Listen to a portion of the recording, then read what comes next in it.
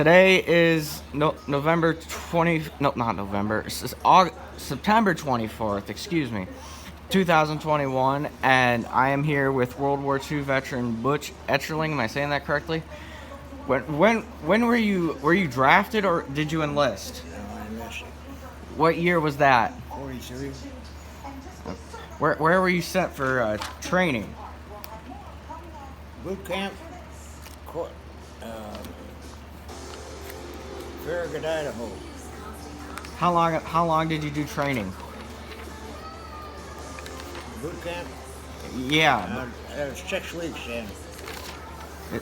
So you were training to become a soldier or Navy. Navy? Did you do any other have to go anywhere else after that or no? The what? Did you, after you did the 6 weeks of training, did you have to go somewhere else for more training? Okay. Where did, or what would you? Where were you?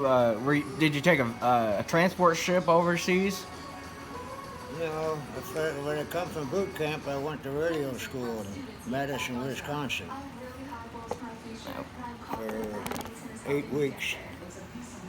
And then went to Long Island, the staging area for overseas.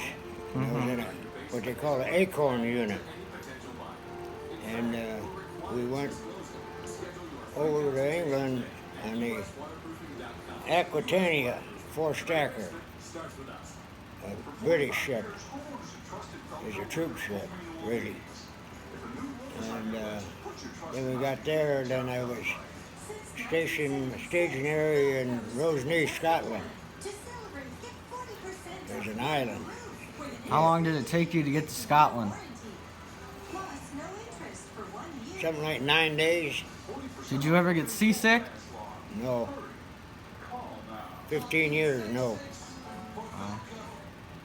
So after you arrived in Scotland, what did you do next? We didn't do much. Just laid around and that. And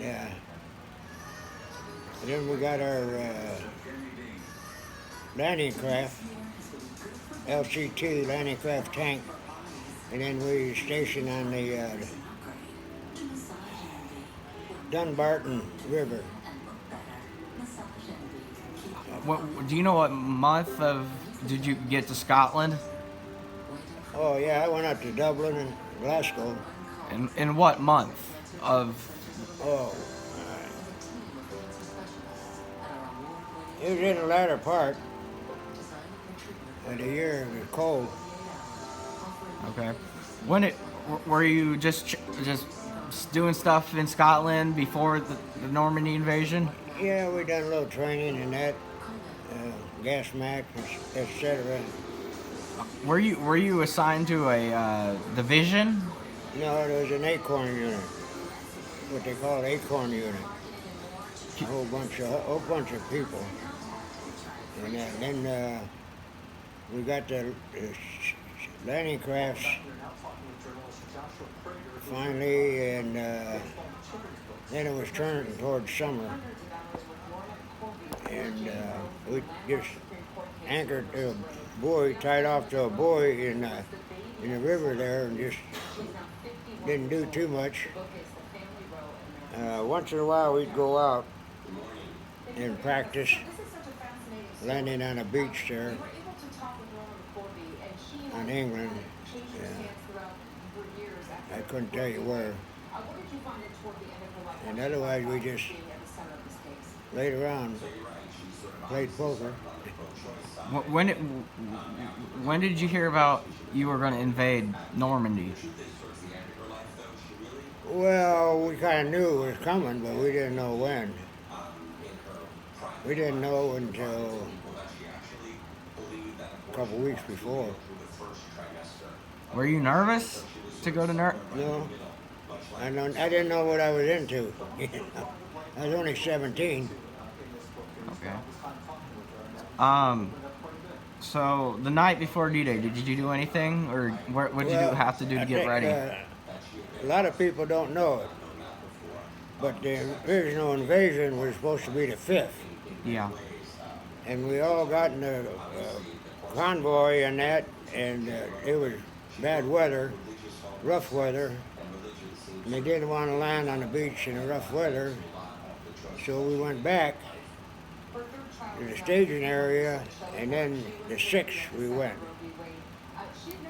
and it smooths out, and then at 0600 we hit the beach, and we were in the first wave on Omaha Red, called Omaha Red, and it was red after a while. Were you a part of the suicide wave? Suicide? Wave, they called that? No. Okay. We just, on the landing craft tank, 2425, I'll never forget that number. We took in a tank, a Jeep, and a trailer, and personnel from the 1st Army. And we landed pretty close to 0600 and dropped them off. And then we went out, and then we were scheduled for the 45th wave to go back. We went out to a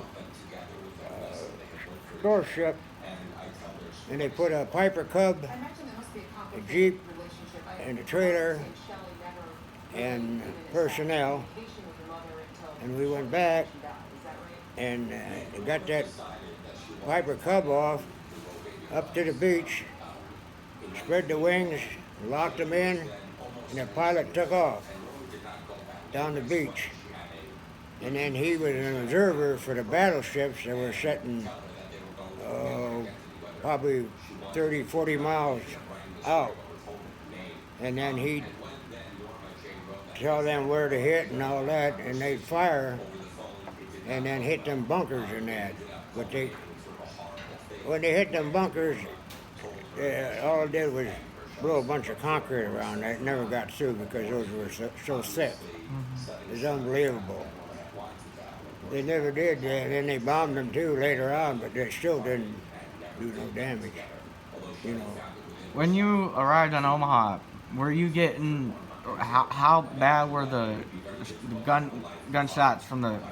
About what? How bad was the machine gun fire coming at you? First wave, it wasn't too much, but because we kind of caught them off guard. But on the 45th wave, it was pretty exciting. Then it was a lot of people laying around dead and that, and they had 88s in them bunkers, and they very precise artillery, and they zeroed in on us. And the captain, which was Lieutenant J.G., he said to abandon ship, and we jumped off. We had knee-high boots and pregnetic clothing on, and as you got wet and got to the beach, where you get empty your boots, you laid back, put it up, and went in and run down in your leg and to your butt.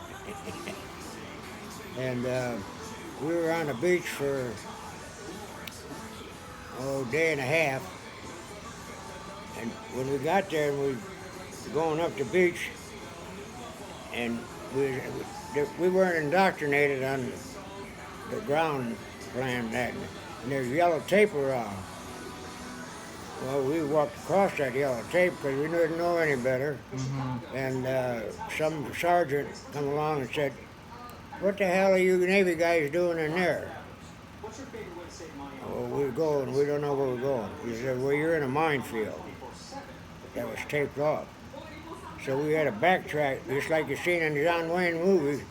We backtracked, and I had a hillbilly behind me, Tennessee we call him, and I said, "You better step where you stepped before, or we're gone." So we backed out, and then we got between the tapes and that, and then we settled down and found a foxhole and waited. Then we took our rifles in. We each had rifles, a 30-06 bolt action, clip on the bottom, and another sergeant come down there, and all you Navy personnel, we want your rifles. So we had two bandoliers, and give them the rifle and the bandoliers, and them fancy, I forget what you call them. Let's see what around here. They didn't work good with wet and sand, so they confiscated our rifles, and then we had nothing then. Of course, we weren't going to go in that far where we had to shoot somebody anyway. How long did you stay in Normandy?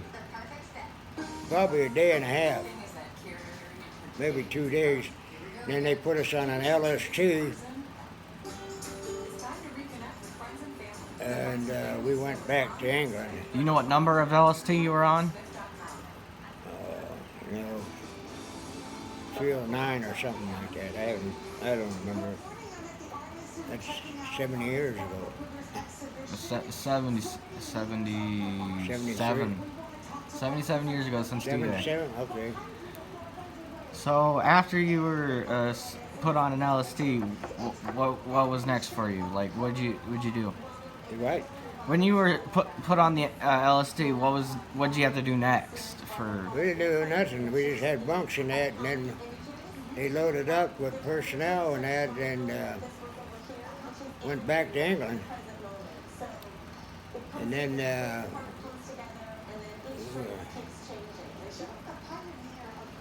we were someplace else up in the hills.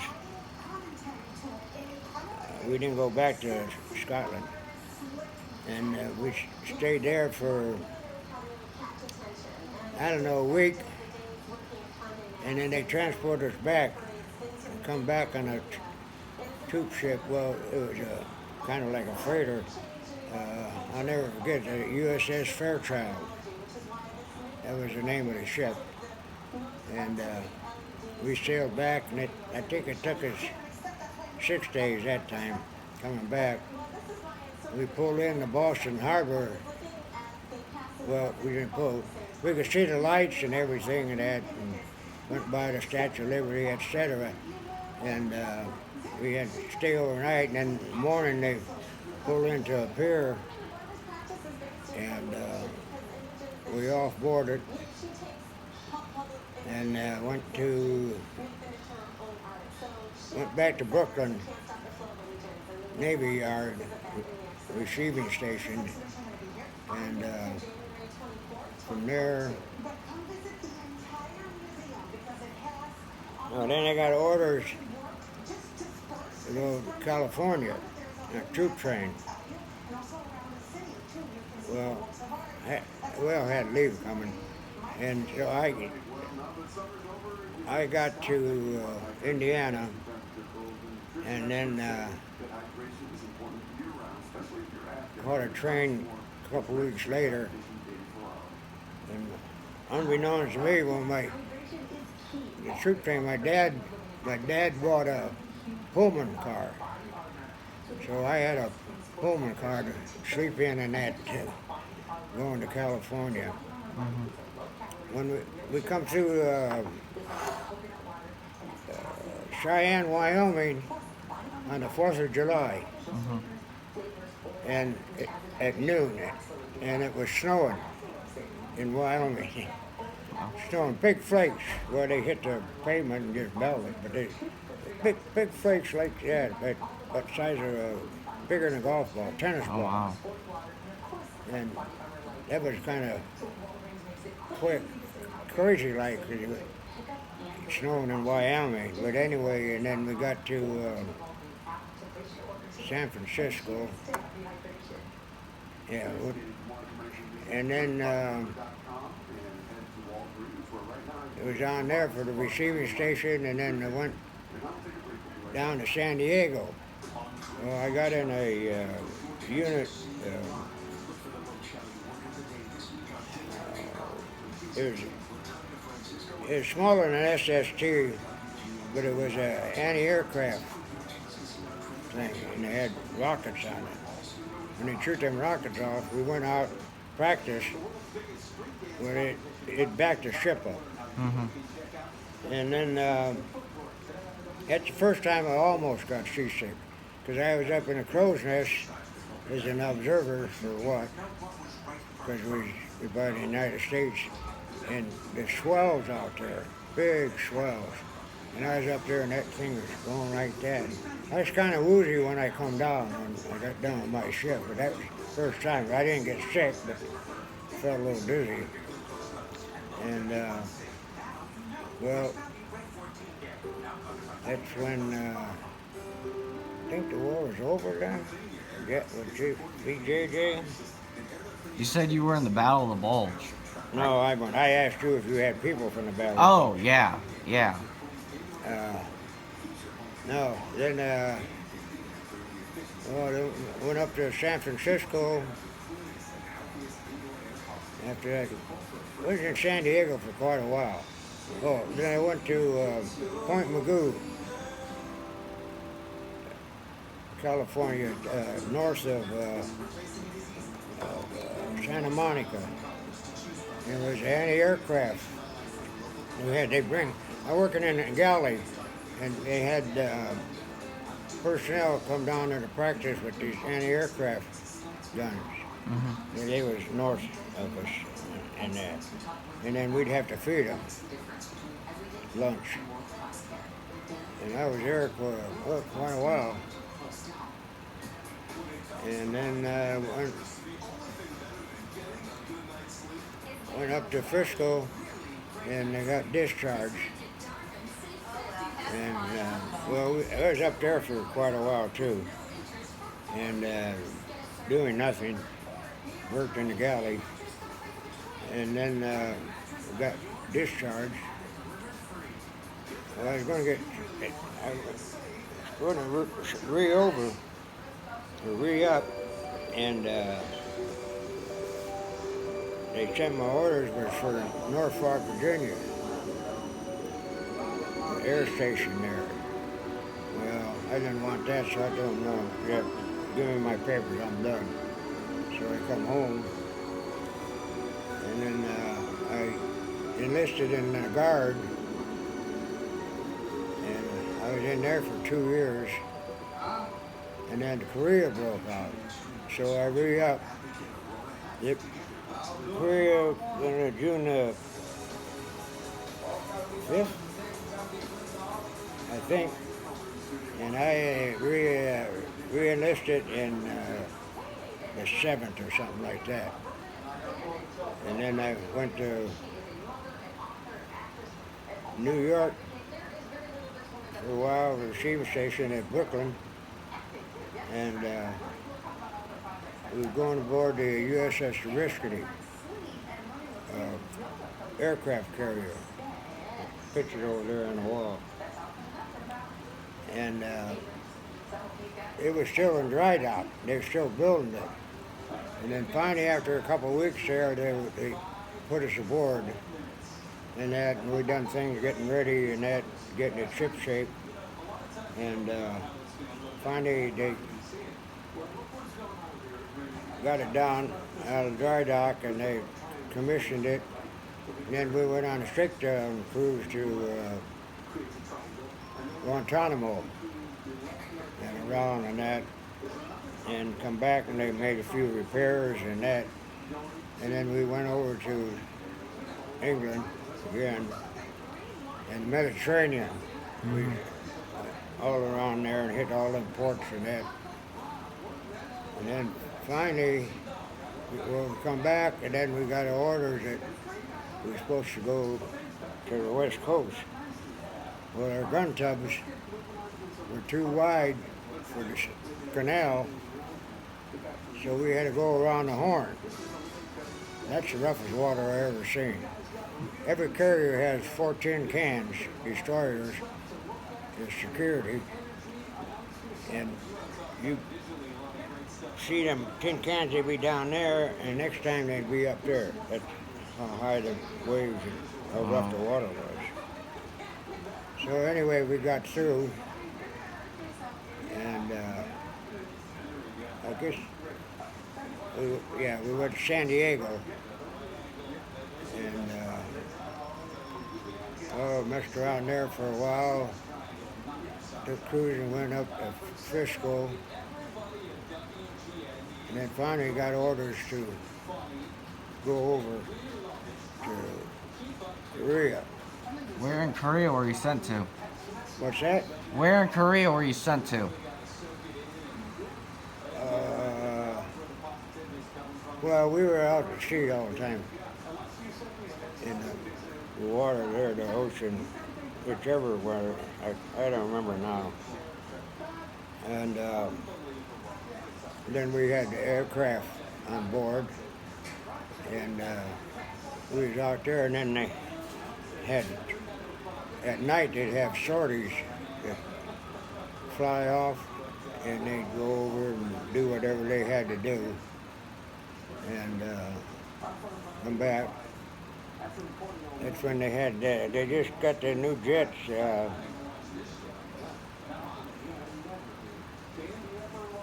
FPH-4s, something like that. And they outmaneuvered pretty good. When they encountered the MiGs, Russian planes and that, and they did a good job on them. I think we only lost a couple all the time we was over there. All the sorties that they put in the air. Sometimes day flights and sometimes night flights. When I worked on the galley in there, and when they had night flights, then we'd have a crew. When they were in the air, where the guys would come down off the flight deck and have coffee and milk and sandwiches and that we had to have for. Of course, we had a night shift for that. But then I made third class and that, and I was third class and I was running the galley. I don't know why. But anyway, I run the galley for a long time, and then I made second class. And I worked in the bake shop too. We baked bread for the crew. 250, we made 250-pound doughs. And put in a dough trough, and then cut it up, put it on the bench, and work it, and let it set and raise, and then put it in the pans and put them in the ovens, take them out, and then store them down. We had a ladder there, down there, and we stored the bread, and then we had bread for the crew. And then one time we was out steaming, and it was pretty rough water. And these tin cans, they couldn't do much cooking. So when it calmed down a little bit, they put line over, and we set 5-gallon cans of milk and bread and sausage, stuff like that to make sandwiches. That's all they could make. They couldn't cook because the tin cans were short. Didn't have enough draft, and they bounce around pretty much. And then, our home port was Yokosuka, Japan, and Yokohama, and I went up to Tokyo a couple times. Yeah, that war was over then, yeah. And yeah, pretty good time over there. People were pretty congenial. We never had no problem. Maybe a couple skirmishes there or something, but otherwise, it worked out all right. Where were you when Pearl Harbor happened? Pardon? Where were you when Pearl Harbor happened? I was home. I was going to school. What did you think of it at the time?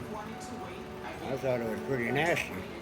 But some bitches, they get down and pull a trick like that. Yeah. Did you know where you were going to be sent to? That was December 7th. Did you know where you were going to be sent to when you were started training? You what? Did you know where you were going to be sent to when you started training? Europe or Japan? Well, no, the ship went, we never knew. We just go where it went. The captain and all that, the personnel, they knew. when we was going on the line. We'd spend a month on the line, and then we'd spend a month ashore in our home port, which was Yokohama. Then once they restrict liberty, and then you just pull out again. You get on line again, and they'd switch back and forth. We had other carriers over there too, smaller ones. At that time, we were the fourth largest carrier in the world. Now they got big ones. Were you ever getting prepared for the invasion of Japan? You what? Were you ever getting prepared for the invasion of Japan? No, I had nothing to do with that. But did they ever say anything about it? Like, they get ready you for... mean the people? No, the American troops, like, before the war ended, they were getting ready for to invade Japan. The island of Japan. Oh, yeah. Well, that fell through, because after Truman dropped them 2 bombs, that was the end of it. Yeah. They didn't want no more of that stuff. Yeah, he had balls, I'll say that. Did you collect any souvenirs while you were in the war? Yeah, when I was over in Europe, I got a bayonet, and I bought a Luger off of an army personnel, German Luger with the clip, and I think paid $25 for it. That souvenir, and then I don't know how I come by that bayonet. Somebody had 2 of them to give me one, I guess. Yeah. Normandy was pretty exciting. Not in that first wave, but that second wave, all hell broke loose. It was bad. Yeah. They called it Omaha Red, and it was red. We pulled up there, and the water was red. Bodies laying in the water yet. Have you been back to Omaha Beach since? Me, no. Have you ever thought about going back? I wanted to go, but I couldn't afford it. Fly over there and that. I would like to have gone over there again to see it. The French people, they're pretty nice. Oh, yeah. They was glad to see us. And they take care of all the cemeteries over there, all the Army, whatever, personnel, Marines, or whatever, that are buried over there. They take care of that, maintain it all the time. Yeah. When the day comes, holiday, Memorial Day, or like D-Day anniversary, they got flags out and everything. They do a fine job. Put flowers on the graves. Mm-hmm. And I read that. When I seen an expose on that on TV one time years ago. A lot of guys went back.